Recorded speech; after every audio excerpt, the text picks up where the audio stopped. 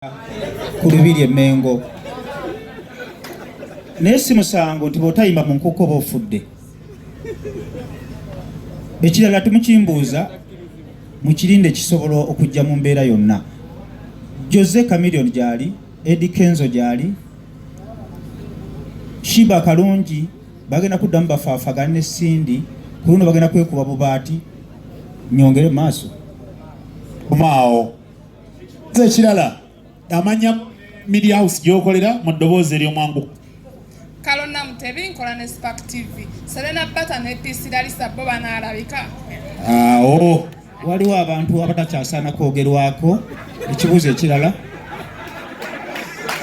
waliwo ekibuuzo. Oyo bamuyita Ronnie Genius. Ogenda ebyabulamu Ronnie Genius. osobola okulowooza nti oli mugezi ng'otambula n'abagezi, naye lw'omanya nti bulijjo toli mugezi ng'osigadde obwomu. Ekibuuzo ekyo tukikomyawo. Ansa ewedde. Ansa ewedde. Oyagala nnyonnyole ki? Banyonnyole? Annyonnyole? Nnyonnyola. Omwami oyo promota nze namuleeta mu Nkuka nimugaa jangu tukole betwatandika okukola ebintu ne bitambula bulungi. Nkuka 2017 mugimanyi bulungi nekwata akati, 2018 nekwata akati. Kakati yena alowooza nti byangu. Amanyi omuzungu agamba never change a winning team.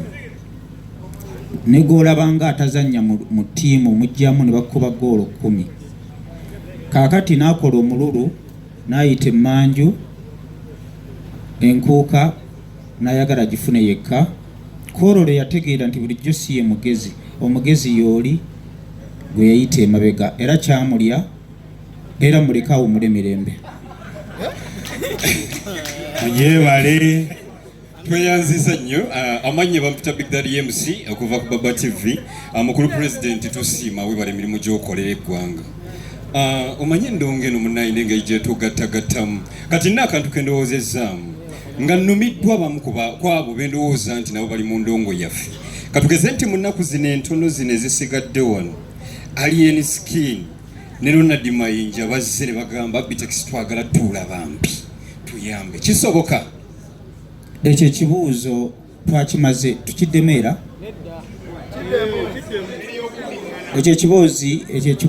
Ekibuuzo twakimaze, ebyo tujja kubiraba mwaka gujja Mukama bana batwadde obulamu, naye ng'essaawa zino tetwagala muntu atalina discipline atawa bakulu banne mu music industry kitiibwa. Tetwagala muntu ye alowooleza mu kukola amawulire mu mbeera eri negative. Abo tetukkaanya nabo abantu b'effujjo Mengo 31 tetugenda kubakkiriza. Tetwagala wadde bakirowoozeeko wadde n'okukiwulira. Ekibuuzo. Ani aleeta ekibuuzo? Okolera media house ki mu bufunze? Amanya ze devotion tuva kuva ku BBS Telefina and the celebrity track Extra UG the Rock FM Uganda. Chichi tusigale nga tuli bakakamu. Abitex bwe tuzze tuwulira emyaka gyonna n'abatuze baffe mu byalo gye bava ebuddu wakwetoloola Uganda yonna nga bajja mu Nkuka. Akalango k'Enkuka ke bamanyira kaali kagamba nti etiketi y'Enkuka ya mutwalo wamma si ya mutwalo. Ku mulundi guno lwaki tugenze kugumu kitundu? Tulaba nga n'akalango kayinza okukalubiriza abantu Enkuka tiketi y'Enkuka yago mu kitundu wamma si yago mu kitundu. Kati lwaki twongeddemu zino 5 ku muntu waffe oyo atulaba agenda okulinya taxi ezalemeddwa okuleeta ensenene okuva ebuddu ng'ajja e Kampala.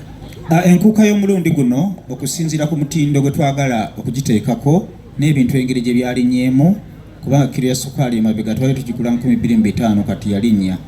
Ekigambo ekituufu bye tuba twagala balabe ku ebyuma ebirungi, balabe stage ennungi, balabe ku kalango nga kali ku platform ennene, balabe abayimbi bonna, kuba kati abayimbi bonna omulembe guno bayimbi bategeera kimu ssente.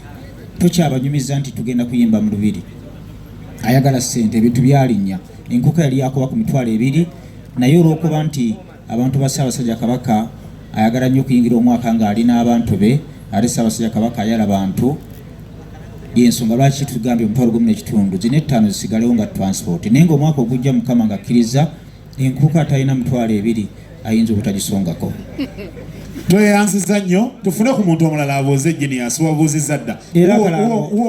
Era akalango kagenda kukyuka kagambe nti Nkuka si yagumu kitundu. Ni yagumu kitundu. Kwekali already. Mukama kume. Sky Soldier Uganda ndi blogger ku Facebook. Ffe tubuuza on behalf of abazadde nti abaana abato okuyingira mmeka era kutya era bakkirizibwayo oba security benakkiriza abaana okujja mu Nkuka nga oli wa mwaka gumu oba 2 ojja kuyingira bwereere, naye kasita oba nga osobola okulaba acid vocal n'ebiswanka n'osanyuka omutwalo gumu n'ekitundu gujja kuva mu nsawo yo. Kale waliwo oyo ali awo katono nnyo nga tonnaba nsaba abagenda okubuuzebuuza ebisigaddeyo be baliwa ng'omanyi olina ekibuuzo. Roni wabuuzizza, tusigazaayo omu 2 kati ono ne Roni be bantu 2 bokka. Tweyanza nnyo, genda maaso. Amannya bampita Ibra Kulane Vision Group. Abitex ebigambibwa nti omanyiddwa okuba nti tosasula bayimbi. At this time around ogenda kikola otya ate nga abayimbi abasinga bagenda kujja okuba nga bakuperformingirako? Soko kiddemu ekyo ava kubukedde temuva ava mu nkambi eri gye tugobye. Buuza ekibuuzo ky'abantu bakiwulire. Omanyikiddwa ng'omuntu promoter atasasula bayimbi oba ayinamu embiranye mu bayimbi engeri emu oba endala mu bya payments. At this time round okikoze ogenda kikola otya kuba bonna bagenda bayo nga baperforminga? Mpaayo abayimbi 2 bomanyi benina embiranye muddiza akazindaalo oyo gya ebintu bimwokye. Toyogera ku simu, muwa akazindaalo. Nedda yogera ku simu. Tufune ekibuuzo ekirala. Tufune ekibuuzo ekirala. Weereza oli. Weereza Ronnie Genius. Mu bufunze. Manyi oyagala nnyo okulwana. Okay. Abitex bwe tuba twogera ku Nkuka wategese fine, thank you. Abayimbi boogambye nti toweetaaga yadde na kukirowooza oba kukyogerako nti Nkuka tobaagalirayo ddala ate nga balina audience yaabwe. Kati ekibuuzo kigamba Nkuka wagyetegekedde wagitegekedde bantu. Ekirala ffenno ne tugirabyeko wano mu Nkuka gyeri. Then nekirala, don't you think that you're selfish kuba abayimbi bosinga okukwatako n'obaleta n'obalaga ensi obeevuma buzibu buliwa? Aliani skini ne nani microphone gye yagikuwadde. Omwami abuuza ebibuuzo ali bulungi abamuliraanyawo. Naye muyimbi ebibuuzo obuuziza bingi. Ekisooka mbaziira kinzirire ekyasoose. Ekyasoose kyabadde ki?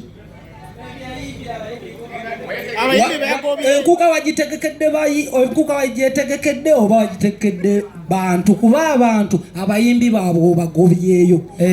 Abawagizi ba Alien Skin ne Ronald Mayinja tubasaba tebajja mu Nkuka basigale eka. Ekirala, don't you think that you're selfish kuba buli muyimbi gw'okutteko n'olaga ensi omwevuma? Ekisooka abayimbi Mukama Katonda baŋŋamba edda yali akulira eggulu yali sitaani era akulira abayimbi. Abayimbi basinga babeera bantu balamu nga tebannafuna mannya, naye bamala okufuna amannya n'obasitwa ne badda waggulu nga sitaani oli abambala. Kaakati njagala ombuulire omuyimbi yali akulira $1.1 ku mitwalo 6 nga n'asatu omuwa ebikoola n'ayimba ne muteeka mu $10,025 n'afuuka omuyimbi asinga nazza musango ki nga muwadde ssente zatakwatangako. Ekyokubiri ne konsati ye eyali eroodinga neggwako omuliro kati tekyaloodinga batule yaggwako omuliro nali muwadde 10 ze batamuwangako zisuubira nti aliddamu alifuna alizimu okujjako abamuwaga nga bye bazimuwadde. naye mu music sisuubira nti alizifuna tweyanza nnyo tweyanzeege Abitex. Ekyokusatu mpozi n'ekirala waliwo omuyimbi ssebo nzikiriza njogereyo n'omuyimbi omulala omutaata Palaso, omusajja gwe betta Palaso y'omu ku bayimbi abagenda okuyimba mu Nkuka ne Big Eye. Oyo engeri gy'atanyoomye Chance, oyo ate tugenda kumusoosowaza nnyo. Tweyanza nnyo tweyanzeege Abitex. Tweyanziza nga bwetyo bweri.